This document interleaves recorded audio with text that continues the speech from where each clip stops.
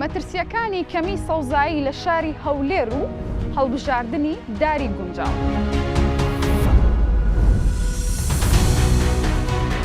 نەبوونی ڕێژەی سەوزایی و کەمبوونەوەی ڕێژەی سەوزایی واتە بڵاوبوونەوەی نەخۆشی. ئەستی سەوزایی لە شارەکە بەجێرەی گەورەبوونی شارەکە سەوزاییەکە زۆر کەمە. بەدار چاندن ڕوبەڕووی گۆڕانی پێشوها ببینەوە هەم ڕێژەی سەوزایی زیاد.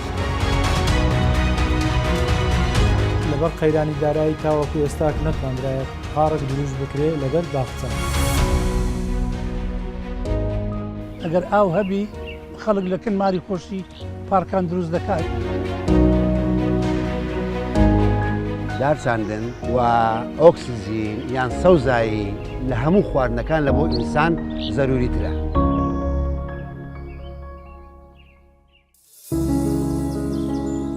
پارکەکان لە شاری هەولێر سەرەکی ترین ناوەندن بۆ زیادکردنی ڕێژەی سەوزایی.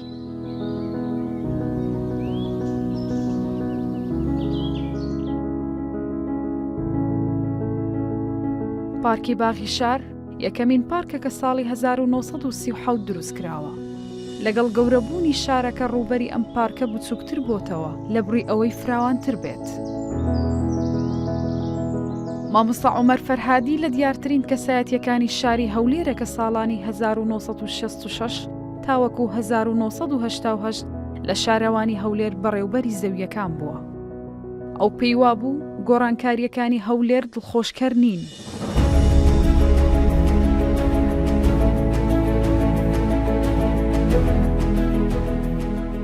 لەو کارە ناخۆشانی کە من لێرە هەست پێ دەکەم زۆربەی ژماری ئۆتۆمبیلە.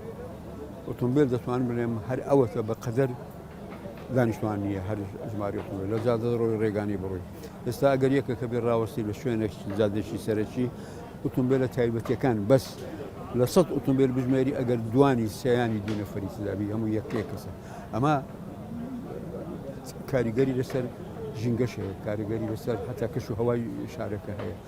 بۆ نمونە مەسەر ئەو هەموو سپیتە ئەو هەموو مۆلیدەیە ئەو هەوای گەرمە فرە دەنە دەرەوە ئەو هەموو ئۆتۆمبیلە بۆ ناو شار کێشانوانە بوو. ئێمە شەوان کۆن لە سەربان دەخەوتین بە لێف و زازمیان پێ دەوت خۆماندا دەخۆشت.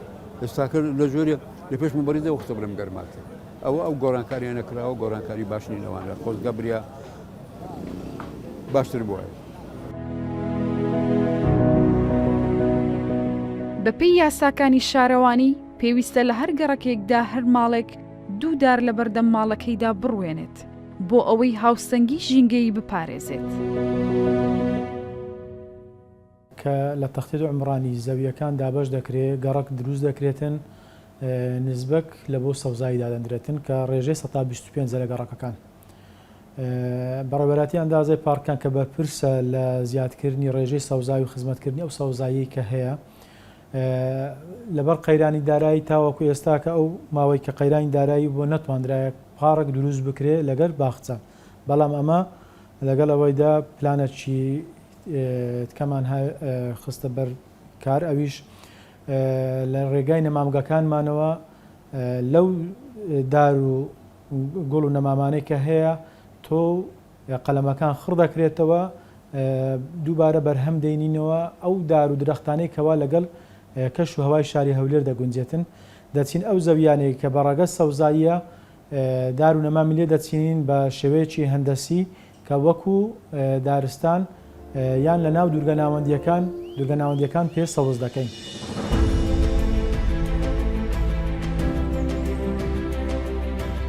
لە هەولێر لە ڕێگەی دروستکردنی پارک و باخچەوە کار لەسەر زیادکردنی ڕێژەی سەوزایی دەکرێت.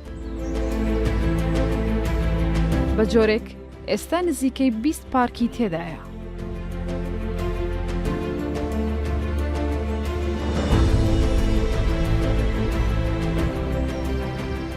ئەو دارانەی کە لەگە کەش و هەوای شاری هەولێر دەگونجێتن ئەمە لەلایەن خۆمان و لە ئەندازیارەکان دراسە کرایە کە چەندین ساڵە لێرکانە لە جەوی شاری هەولێر کە دەگونجێتن جۆرەکان زۆرن بەڵام تەصنیفمان کردیە کە هەندێکیان زیاتر دەگونجێن هەندێکیان پێویستی پێ هەیە لەگە داری دیکە بیتن وەکو چەتر بیتن یان بیپارێزیتن ئەو دارانێکەوە زۆرترین تەحملی هەیە لەگەر کەش و هەوای شاری هەولێر دارسیسەمە کەوا ئەمە ساڵانە ڕێژەی زۆر بەرهەمەکانمان دارسیسەمە جگە لەوەی دنیا تەحملی زیاتر لەگە گەرمای زۆری سنۆبەریات هەمووی لەگە کەش و هەوای شاری هەولێر دەگونجێتن لە تایبەت سەر و فزی سەر و عەمودی دەگونجێتن سنفی نەخیلیشکەوە واشنتۆنی و کەناری ئەوانە دەگونجێن لەگە کەش و هەوای شاری هەولێر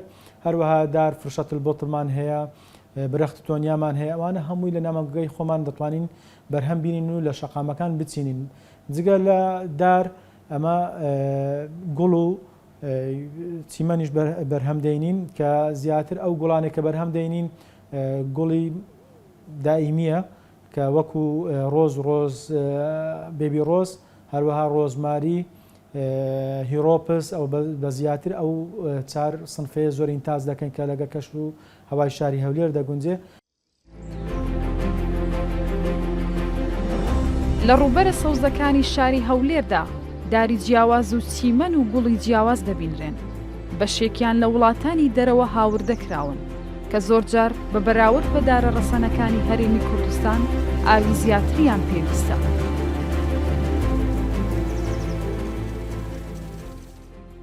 هاونیشتیمانیان بۆ هەڵمژینی هەوای پاک و کەمکردنەوەی پەستانی دەرونی پارێزگاریکردن لە تەندروستیان ڕوودەکەنە پارکەکان.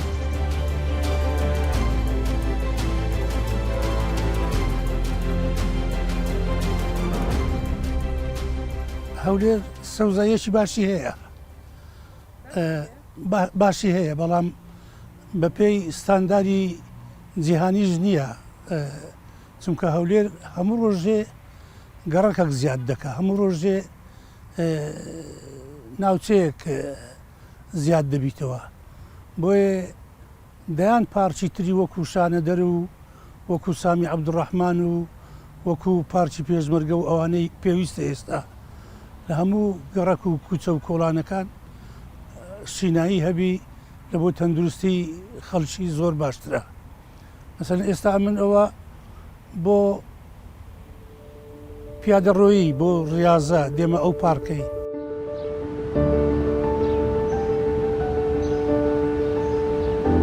یاسا ژینگەیەکانی هەرێمی کوردستان هەرچەندە بەهێز بن بەڵام بۆ گەشەیەکی دروست هۆشیاری هاوڵاتیان پێویستە.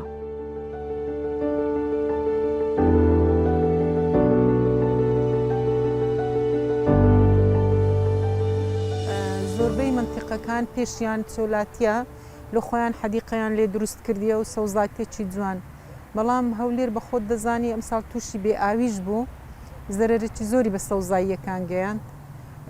سەوزایی هەموو کات پێویستە لە بۆ شارەکان خاستن هەولێر دەوروبەری زۆر منتیقەی تۆزاویمان هەیە مشکلەی دروست دەکات لە سەرژینگەی ئینسان. بەڕاستی ئێستا زۆر کەس نەخۆشی و درێژخایەنی هەیە کە دەبتە تۆزوبا ئەو شتانە ناتوانانی بێ لە حەوشەی خۆی دابنیشیتن. لێرە شتێکی تکەش هەیە لەبەروەی ئێستا هاوڵاتیەکان فێر بووینە خانیەکانیان ئەوەندە دەینە پێش مەجای وەی نایلنەوە حەدیقەچی گچکە هەبی لە حەوشی خۆیان یان دووسێ داری جوان بچینن لەبەر دەرگەیان یان لە حەوشەیان بوویتە عادەت بینایەکان هەموو دێنە پێش مەجای وەی نەمایە سەوزایی بچینن بۆ خۆیان. هاوڵاتی کەم تەرخەمی زیاتر لە خۆیتی ڕاستە حکوومەتیش دەبیتن هاوشانمان بیتن لەگەر ئەو سەوزایی زیاد بوونە بەڵام هاوڵاتی بەخۆشی کەم تەرخەمە لەو ئیشە. مەسەڵەن ئێستا گەڕەکی ئێمە ئەوەتە لێرم لەو پارکەی نزیکم کەس حەدیقەی نییە هەموو بینایەکان هاتە پێش دەرێ شوقەیە کەس حەدیقەی نایلتەوە لە ماڵی خۆی جاران وانە بوو جارە هەر کەسە و حەدیقەکی گەورە و بینایەکی بچووکمان دروست دەکرد. ئەمن ماڵم لە ئازادی بووە بە منداڵی خانیەکەمان زۆر گەورە نەبوو لەوانەیە 180 مەتر دەبوو بەڵام نیوەی زیاتری حەدیقە بوو دارمێوەکی گەورەمان هەبوو کەپرەکی گەورە خۆشمان هەبوو باوەڕکە یعنی ئێستاش فکر دەکەمەوە هیچ خانیەک وەکو ئەو خانیە جاران خۆش نییە یەک دوو دار هەنار و شتیوا گەورەمان هەبوو دائیمەن سێبەر هەبوو لەو ماڵی ئێستا هیچ نییە هەمووی دەسووتێ هەمووی گەرمە هیچ ماڵک دوو داری لە حەوشەی نییە ئێستا ئەگەر چۆن لەبەر دەرگا بتوانین بچینین ئەویش بە مخالەفە بەخۆی چکە ئەو ڕەسیفە لۆ پیادەیە پێ هاتوو چۆی بکە زۆر کەس داگیری کردیە کردی تێ سەوزایی. دەستەی پاراستن و چاکردنی ژینگەی هەرێمی کوردستان لە ڕێگەی سێ یاساوە چاودێری پاراستنی سروشت و زیادکردنی ڕێژەی سەوزایی دەکات لە هەرێمی کوردستان. خاڵی یەکەم بڕگەی 4 لە مادەی 31 لە یاسای ژمارە 8 ساڵی 2008 تایبەت بە پاراستن و چاکردنی ژینگەی کوردستان قەدەغەی ئەوەی کردووە کەوا بڕینەوە و با بڵێن هەڵکێشان و یاخود هەر دەست درێژیە کە دەکرێتە سەر سەوزایی پێویستە ئەو کەسانی کە بکەرن سزا بدرێن بە لە پێچینەوەی یاساییان لەگەڵ بکرێن. محوەری دووەمی ئەوەی کە با بڵێن دەستەی ژینگە ئیشی لە سەرکاتن ئەوەیە هەر پرۆژەیە کە با بڵێن لە وەزارەتەکان یاخود لە دەستەکان کە مۆڵەت وەرەگرێتن اینجا پرۆژەکە پیشەسازی بێتن یان بازرگانی بێ یان مەسەلەن تەندروستی بێ یان کشتتوکاڵ یاخود هەر جۆرە پرۆژەیەکی دیکە کە دێتە لای ئێمە پۆلێنمان کردوون بۆ هەر یەک لە پۆلێنەکانی ئەلف و با و جیم.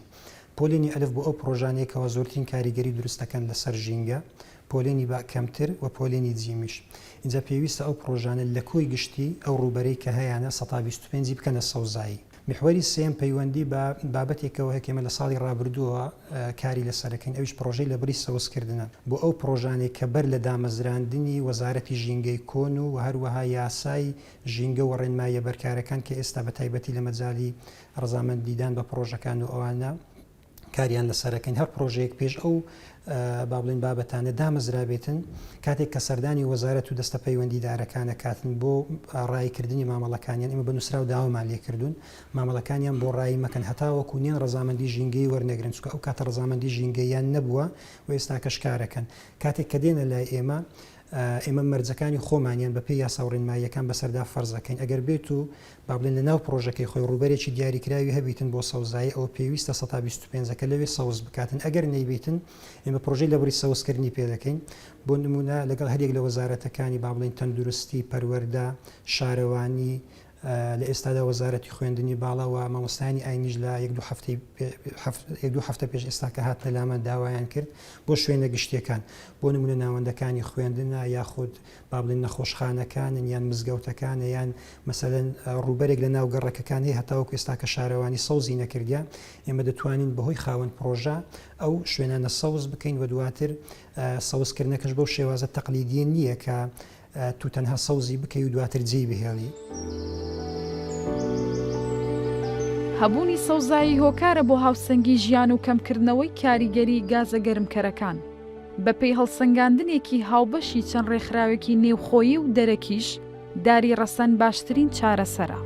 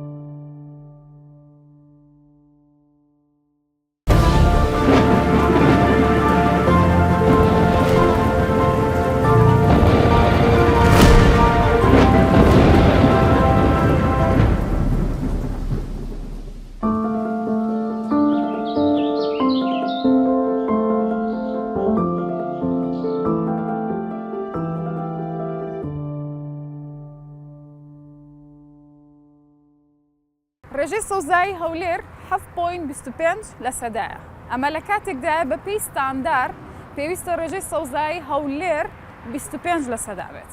بەپێی توێژینەوەی کە ساڵی 2019 لە زانکۆی سەلاحەدین ئەنجام درراوە پێشبینی کراوەکەوە ئەگەر بە درێژایی شەقامی 120 مەتری هەولێر دارستان دروست بکرێت ئەوە ڕێژەی سەوزایی هەولێر دەبێتە 20 لە سەدا. لێرە پرۆژەی ملیۆنێک بەڕوو وەکو هەنگاوێک بۆ ڕوبەڕووبوونەوەی گۆڕانی کەش و هەوا و زیادکردنی ڕێژەی سەوزایی لە هەولێر قۆناغی یەکەم توانیتیان 60,000 نەمامی بڕوێن و سەرکەوتنی بەدەستێناوە.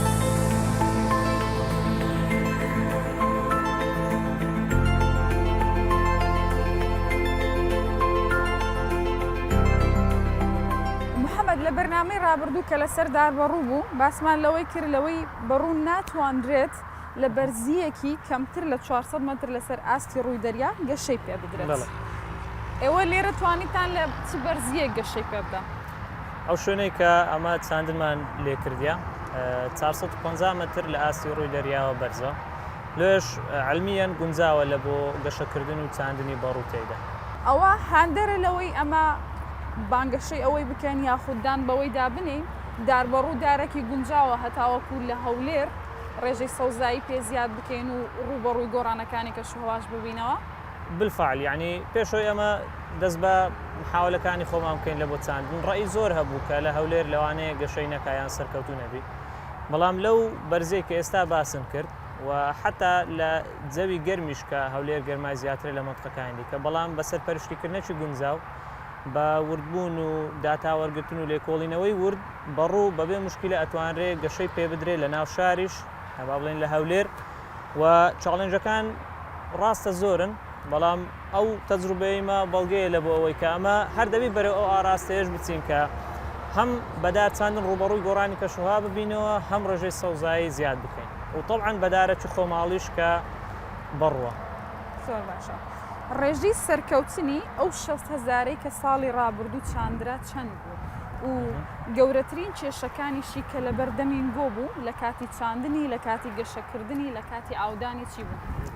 طبعاً لە بۆ مەسەلەی ڕێژەی سەرکەوتن من پێم خۆش ئاماژە بۆی بدەم کە پێش ئەو محاولەی 6,000 نەمامەی ئەمە قۆناغی تاقیکاریمان کرد لە شوێنە کە بەرزیشی لێرە زیاتر بوو ئەو کاتی ڕێژەی سەرکەوتنی بەڕوەکان نزیکەی 7 بوو بەڵام لە ئەتێمتی دووەم چکە ئەمە ها لی فێرە بین لە بەڕووی تێگەیم بزانین چی ئەوێت هەتاوەکو سەرکەوتوو بیت لێرە دەبی بارانشکێ بەسەردا بسوڕێتەوە بگاتەوە وەرزی گەشەی کە تقریبان ئێستا و حتا بەهاریش بەڵام تقریبان ڕێژەی سەرکەوتمان نزیکە لە 160 کەەوە هەواڵەکی خۆشکەرە بەنسبەت ئاڵنگاری و مەترسەکان ئەمە مەترسی سەرەکی کە هەمان بوو لە هاوین ئاگرکەوتنەوە بوو لێش احتیمامەکی زۆرمان بە دانانی فاربڵدا ئاگر بڕ لە دەور و چواردەوری هەموو زۆنەکان لە ئەو شوێنێکە چاندمان لێ کردیان واروەها گەرمای زۆر چاڵنجێکی گەورە بوو چکە ئەو ئاودانەی کە ئەمان کرد ئاوەکە زوو ئیڤاپۆڕیتە بوو بە هەڵمە بوو یعنی کاریگەری تقریبان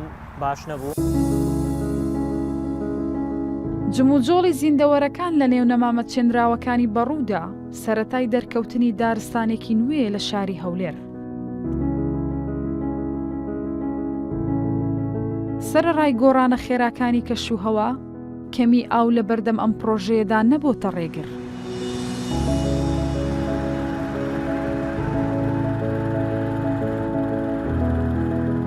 بەشی زۆری پرۆژەکانی چاندن لە کوردستان و لە هەولێریش بە تایبەتی کێشەی کەمی ئاو یاخود شێوازی ئاودانیان هەیە بەڵام لێرە وەک دەبینن ماسکم بەستووە لەبەرەوەی پاشەڕۆی ئاوی ماڵان دووبارە فلتەر دەکرێتەوە و بەکار دەهێنرێت کە ئەوە دڵخۆشکەرە لەبەرەوەی نایەنەوێ ئاوی پاک بۆ ئاودێریەکە بەکاربێنن. لێرە ئەندازیار شەیمام لەگەڵامەوە گفتوگۆی لەگەڵ بکەم تاوەکو بزانم چۆن ئەو کارە ئەنجام دەدەن. شەیما چۆنی؟ سپاس دڵۆخان بەخێر بێک. سپاس. پاشەڕۆی ئاوی ماڵانە لێرەیە پێم بڵێ پاشەڕۆی ئاوی کام گەڕەکە دێتەوە ئێرە و چۆنیش بەکاری دێنن لە ناو پرۆژەکەتان؟ بەڵێ دەست خۆش بیتن هەروەکو دەزانێت کە پرۆژەکەیمە بێگومان پێویستی بە ئاودان هەیە و ئێمە ویسمان کە پشت بە ئاوی ڕیسایکلکراو بەسین بۆیە لە ناو پرۆژەکەی ئێمەدا منهۆڵێک هەیە کە لەو منهۆڵەدا ئاوی ئاوەڕۆی ماڵانی گەڕەکەکانی پێنجی حەسارۆکی شاری هەولێری پێدا دەڕواتن کە وەکو زێڕەکە یعنی پێدا دەڕواتن ئەمە هەستاینەکە ئەو ئاوەی لەو منهۆڵی بینینە دەرێ و بە یەکەیەکدا بیبین کە چارەسەر بکرێتەوە و خاوێن بکرێتەوە و گونجاو بێ بۆ ئاودان بە پێی ستاندەردی عێراقی بۆ ئاودان.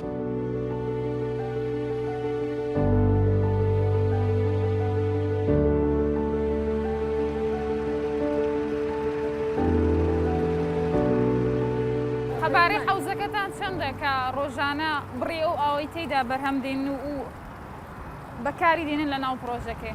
لە ئێستادا یەکێکیمە 10 تاوەکو 15 مەتر سێجا دەتوانیتن ئاو بەرهەم بهێنیتن و لە خواست و تێڕوانینی ئێمەدا ئەوەیە کە ئێمە ڕۆژانە بگەین بە 50 مەتر سێجا و بە خۆشحاڵیەوەش ئەمە سوپاسی هاوبەشەکەمان دەگەین یونیسێف کە هاوبەشە لەو پرۆژەیەدا چکە کاریگەری ئەو پرۆژەیە کاریگەریەکی زۆری هەیە لەسەر ڕوبەڕووبوونەوەی گۆڕانی کەشەوە کە بە هاوتەریبی ڕێژەی سەوزایی زیاد دەکاتن ئەگەر من نمونەیەک پیشان بدەم هەر ئەمڕۆ نمونەکە وەرگیراوە ئەزیێت نەبیتن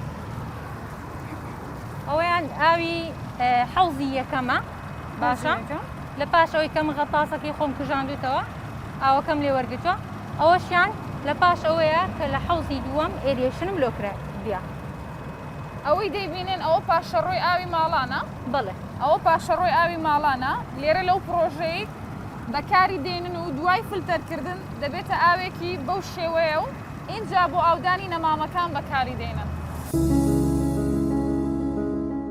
دوای دووبارە بەکارهێنانەوەی ئاوی پیس لەو پرۆژەیەدا ڕێکاری بە دیجیتالکردنی پرۆژەکە وای کردووە بە کەمترین ئاو پارێزگاری لە شێداری خاکەکە بکەن. دڵبەنخان ئەوە سێنسەرەکانە هەستەوەرماندانە بۆ پرۆژەکەمان ئەو هەستەوەرانە پێمان دەڵێن کە بڵێ ئەو هەستەوەرەکانن کە لە بەهاوبەشی کۆمپانیای سویسری هیومن بلینگ ئەو کارەکراوە ئەو سێنسەرانە پێمان دەڵێن کە کەی ئاودانی پێویستە و ئایا ڕێژەی شەی زەویەکەم چەندە واتە بە کورتەکەی هیچ ئاوێک لێرە بە فیڕۆ ناچێتن تەنانەت خودی ئاودان و ئاودانی پرۆژەکەش کۆنتترۆل کراوە بە شێوەیەکی دیجیتاڵی کە داتاکان لێرەوە ئەگوازرێنەوە بۆ کۆمپانیای سەرەکی لە سویسرا دواتر بە شێوەی نۆتیفیکیشن بۆ ئایپاد و موبایلەکانی ئێمە دێم کە لە شێوەی ئەپلیکیشنێکدایە بۆی ئەم سێسەرانە ئەمە چەند تاقیکردنەوەکمان کردێت کە کوو بتانین بگەین بەڕێگەچی کە ئاودانەکەمان بە ماوەی کەمتر سۆری ئاودانێکی ینی ئاوێکی کەم بەکاربێنین و ماوەیەکی زیاتر بمێنێتەوە لە زەویەکەمدا ولامان کادا کاریگەریەکەشی باش بێتن بۆ گەورەبوونی نەمامەکان. سرە ڕایگەشەی هێواشی دارەکە پلان وایە تا ساڵی 2024 ملیۆنێک بەڕوو بە مەبەستی زیادکردنی ڕێژەی سەوزایی بچێنرێت. پێشبینی دەکرێت لە ماوەی 5 بۆ 10 ساڵی داهاتوو دارەکان هێندە گەشە بکەن ئیدی پێویستیان بە چاودێری ورد نەبێت. جاران هەڵمەت دەکرا ساڵانە لە بەهارێ ملیۆنێک دار دەچێنرا بەڵام دوای هەتا ئێستا دەبایە لەو خلاری بە مەلاین دار هەبی لە هەولێرێ بەس بەداخەوە خزمەتی نەبووە هەڵمەتێک بکرێ خەڵک لە ماڵی خۆی ڕادەست پێ بکە وەکو ئەرکێشی نیشتیمانی بە قەناعەتی من ئۆکسزین لە هەموو خواردنێشی پێویسترا کەواتە ئەمە دەبێ هەڵمەتێکی گشتگیری بکەین ئەو هەڵمەتە چونکە دەبینین ڕێژەی سەوزایی لەو شارە خەڵک تووشی اختیناق بووە زۆر کەمە کەواتە دەبێ هەڵمەتەکە گشتگیر بیت.